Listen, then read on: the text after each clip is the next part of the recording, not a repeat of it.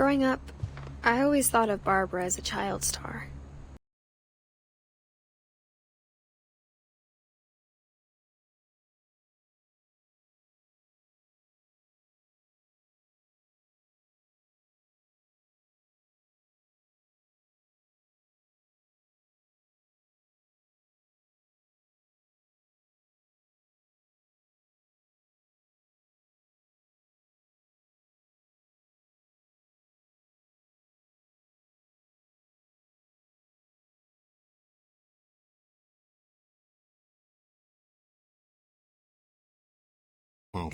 Of Barbara Finch.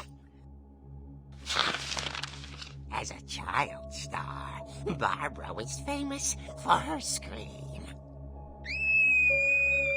Now at 16, she was all washed up, a has-been.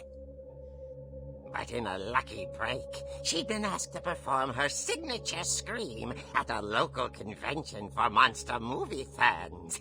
It was just the boost her career needed. Unfortunately, her scream hadn't aged well. Getting better. I think you just need the right motivation. Her biggest fan and current boyfriend, Rick, was about to demonstrate when... Now that was a great scream. It was Barbara's father, Sven. He'd slipped into a table saw and had to be rushed to the emergency room. So Barbara got stuck babysitting her youngest brother, Walter. Her convention comeback was cancelled. Okay, I'm hearing frustration, but I'm not hearing terror. What if I tried... A gang of hoodlums in Halloween masks have been terrorizing Orcas Island tonight. Police are urging residents to... That came from the basement. You're right! Also, I loved your delivery on that. Why is your basement door locked? Because my dad likes making puzzles and secret passages. There's a key hidden in the music box. The secret is to keep winding and winding until finally the key pops out. Thanks, babe. I'll be back in a sec. 20 minutes later, Rick hadn't returned. So Barbara went to look for him, right on cue. She reached for the music box. And as she wound the key, she listened for Rick, but the house was silent.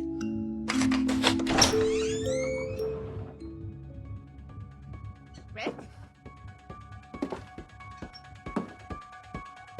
Are you okay? She found Rick's crutch and imagined the worst.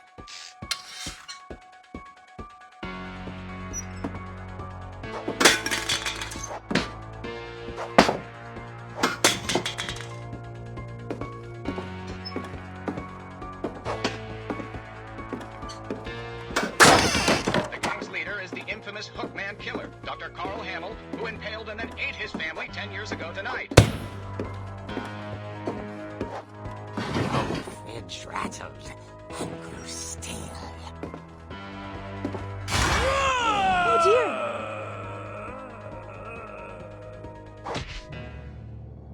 Oh! Rick? Barb, relax. I was just trying to scare you to help you find your scream. Well, I'm not scared, Rick. I'm furious. Then act furious. All I'm getting from you now is that you're hurt and confused and...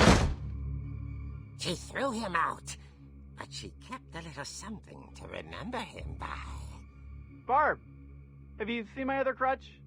And she was still holding it when she fell asleep watching the late picture show. Hours later... Barbara! Walter, what's going on up there? Ah!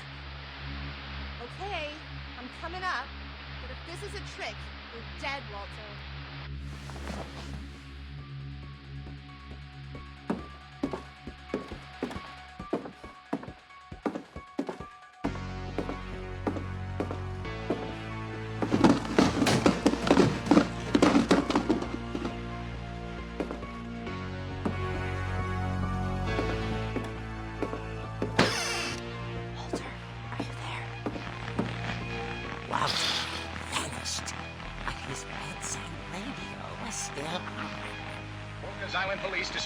is 6 feet tall, with a steel hook for a hand.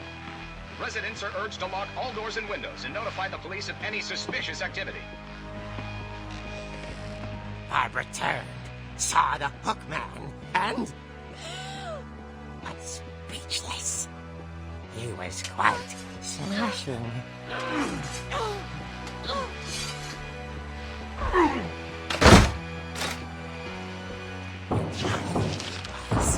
He couldn't get enough of Barbara. Okay, Barbara, there's gotta be another way. That night, she played her part beautifully.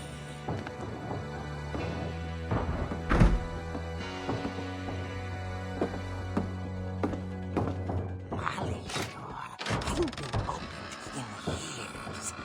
The hinges groaned.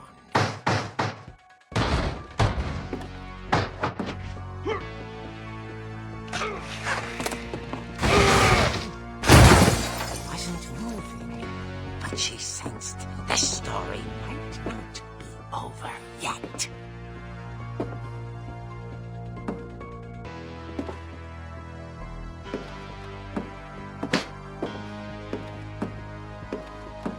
The hookman had vanished. She listened for his breathing, but all she heard was...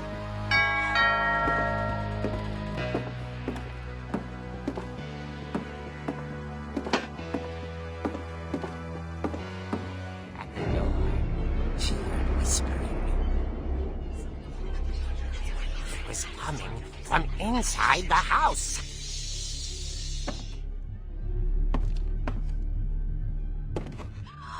Oh dear.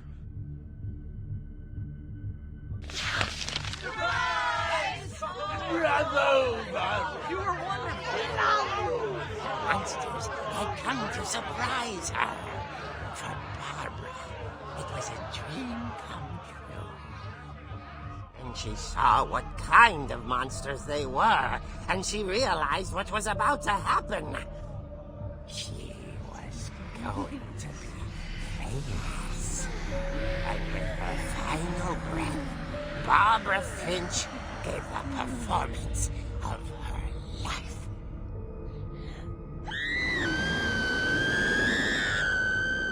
I wasn't there myself, but I hear Barbara was magnificent. Poor girl. She had a taste for stardom. But unfortunately, so did her fans. Of course, the police blamed it all on poor Rick, who disappeared the same night. And little Walter? Hiding under his bed the whole time. He took it all pretty hard, but that's another story. As for Barbara, tucked inside the music box is all they ever found of her. Her ear. Now that's what I call a real eerie tale.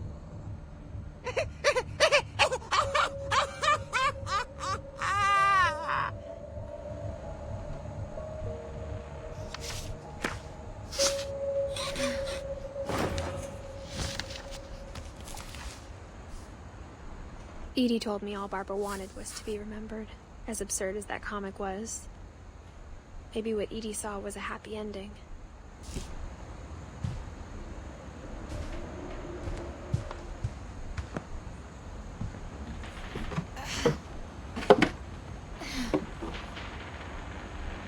I guess now I know why Mom didn't like me playing with the music box.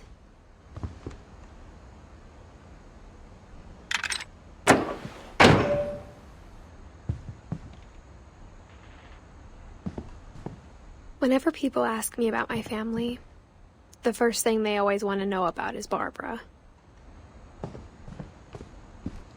Mom must have locked the third floor stairs on the night we left.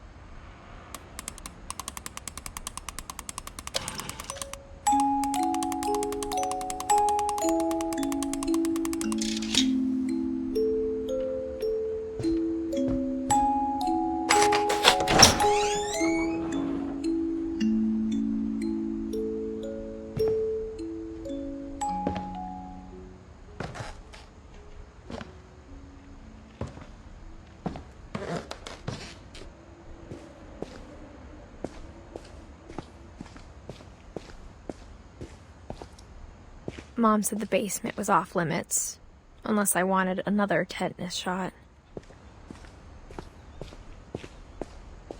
I saw Edie sneak down to the basement once, carrying packages. I thought maybe she was hiding presents. It turned out she was hiding a lot more than that.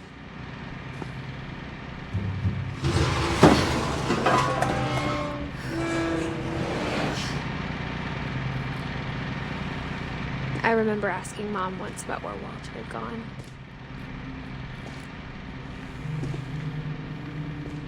She said after Barbara died, he got as far away as he could. If there's a pattern in all these stories, I think it's that none of us has gotten very far.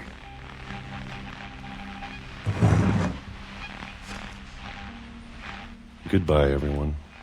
I can't believe I've been down here for 30 years.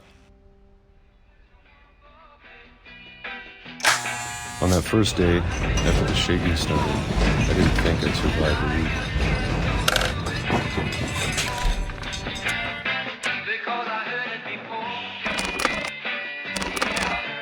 But after a few days, I settled into a routine. That's what kept me sane. Having a schedule, living for today. I always expected to be dead tomorrow. But if you wait long enough, you just do anything.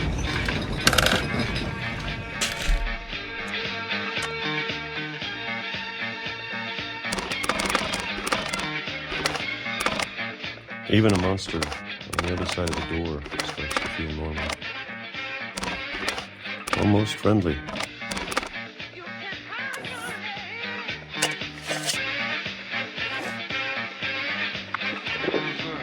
And then one day, everything just stopped.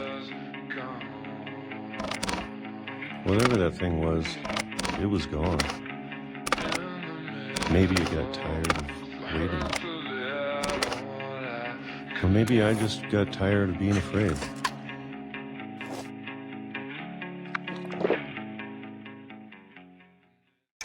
It's been a week now, the longest in 30 years. I'm done waiting.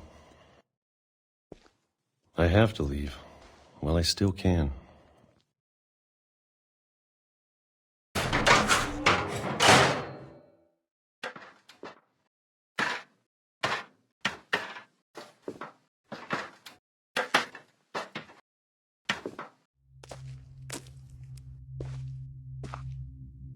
I know it's out there somewhere. Whatever killed Barbara and Molly and Calvin. Maybe this is all a mistake. But I need to stop living the same day, even if it kills me.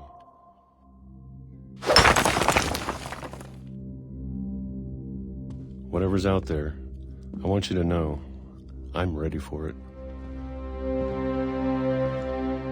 I'm going to appreciate all of it, especially the food. I don't mind if I only have a year left, or a month, or a single week. I'd be happy with one new day. I can already imagine the sun on my face.